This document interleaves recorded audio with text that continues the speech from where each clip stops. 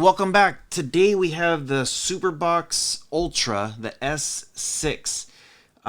Super curious on how this thing works. A lot of these Superboxes are very similar.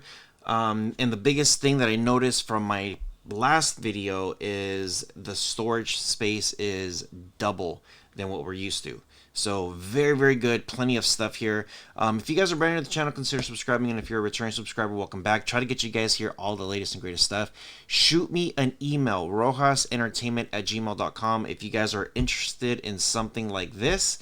Because these things, I do sell them out pretty quick. And check the description below. I will leave a link so that way you guys could pick one up. Okay.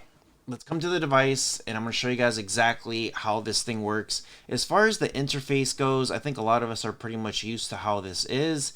If you go live TV, you hit plus, then or add, then you could add whatever it is that you want. Right now, I don't have anything installed, so there's nothing in there for me to really grab. But if I had, let's just say, Hulu, Netflix TV, or I guess Hulu TV, YouTube TV, Direct TV, whatever TV, then you could put all your apps and categorize them here in this section. If you had anything with like video on demand, so some of us have like Netflix, Disney Plus, then you would just come here, hit add, and then same thing. Now remember, keep in mind, all those apps do require a subscription, so make sure you do have a paid subscription to do that. Playback, some people have like a recorder where I know with Amazon Fire Stick, they have apps that you could record. And then that way you could go and watch it later. So depending on your playback application, this is where you're going to be able to store it.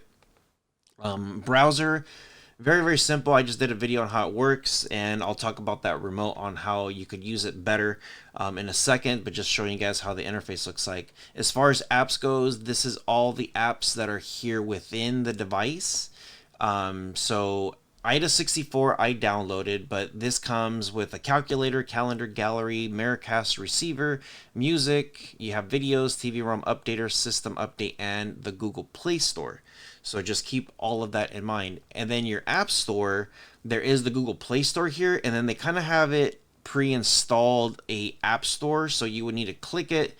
You'll get a pop-up, you follow the instructions, download it. Very, very simple, very, very easy. So this thing here is just an advertisement that they switch around. If it's like a sport or whatever it is, sometimes it'll be outdated or sometimes it'll be current. If you click on it, nothing happens. I'm going to close my camera here so I can show you what my face is covering, but you do have this add option here. If you want like some shortcuts, like instead of coming to like live TV or VOD or playback or whatever, if you want your favorites listed here on the home page, then you could definitely do that. So let's just say YouTube is a favorite app, Disney Plus.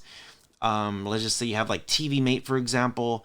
Anything here, you just click on it, and then you could add whatever app you want as a favorite on the home screen. On the bottom left, this is the little cog, your settings. This has everything that you need to know with your Android settings. So if you guys are familiar with like NVIDIA Shield or anything like that, this will be the exact same thing. So you got your Bluetooth account, apps, device preferences. You could click on here, then it kind of gives you everything that you need to know. So very easy to use. And then you could just set up your settings however you like.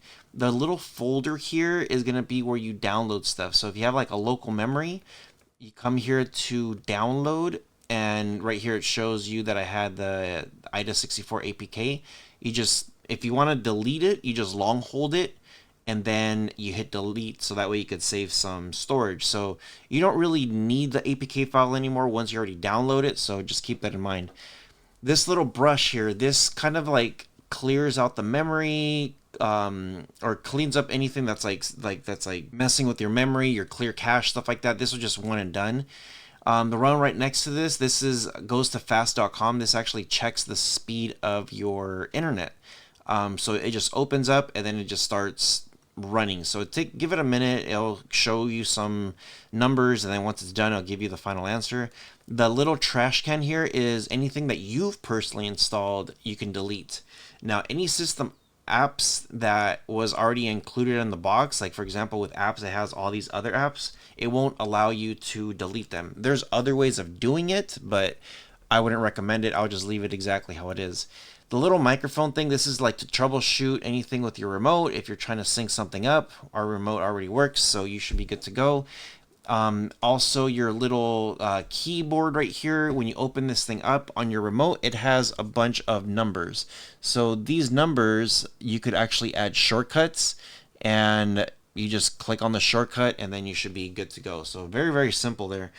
And then the last option here is like a customer support number. So you click on this, it will tell you how to get in contact with them. Extremely simple and very, very easy. The last thing I did want to show you guys is how that mouse works on the remote.